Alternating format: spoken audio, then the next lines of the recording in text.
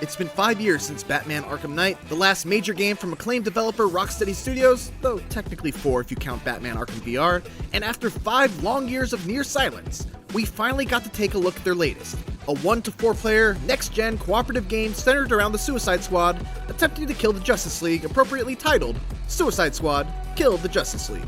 Here's everything we now know. So, figure out who we're killing yet? Oh, fuck! Rocksteady's Suicide Squad game is actually still set within the Arkhamverse, despite taking place in Metropolis as opposed to Gotham City. Just to set the stage, at the end of Arkham Knight, here's how things were left off. With Joker dead and gone, Harley is now enjoying her new post-Joker life behind bars, and likely undertaking these missions to get time off her sentence. The world knows that Bruce Wayne was Batman, but he's now gone and likely faked his death, leaving Nightwing, Robin, Oracle, and the Red Hood to defend Gotham in his stead. Batman managed to lock up much of his rogues gallery before taking off to Cal for good, but it's unknown how long they'll remain locked up for. Deadshot was present for the events of Arkham City, but MIA during Arkham Knight. We don't know much about the current situation in Metropolis, other than the fact that it seems like Brainiac has invaded the city and is using his powers to not only control the masses, turning them into weird zombie-like monstrosities, but also control the Justice League. Want proof? Well, take a look at this. No.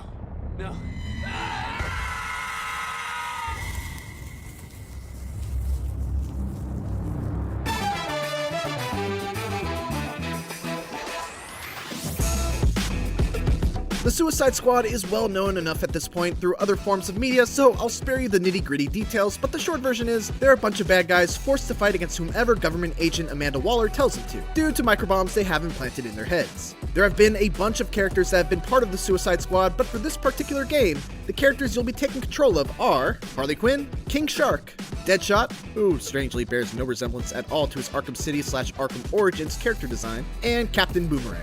Each is said to have their own rich moveset, and when playing in single player, you're able to switch between any of them at any point, allowing you to either latch on to one of your favorites, or mix it up as you see fit.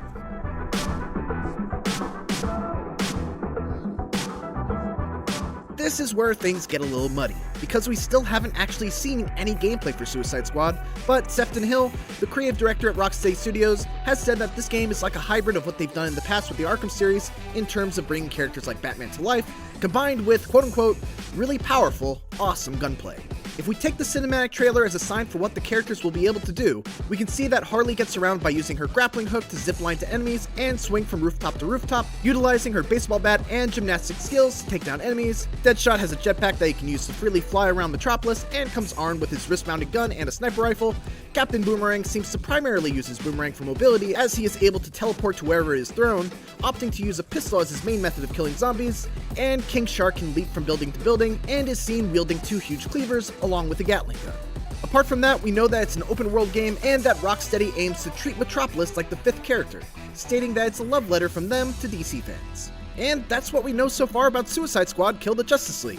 This game is still a ways away, as it is currently planned for release in 2022 for the PlayStation 5, Xbox Series X, and PC. Thanks for watching, and for more DC Fandom news, make sure to keep it here on IGN. Gamescom 2020 is the heart of gaming, and you can keep to the beat right here on IGN. We've turned the single biggest show in gaming into 5. Gamescom Now is your virtual show floor with up-to-the-second live coverage. Gamescom Daily Show, Gamescom's first ever late-night talk show. Our Gamescom Awesome Indies Show, the freshest deep cuts in indie gaming. And finally, the Gamescom Best of Show, including the Gamescom Award. Gamescom 2020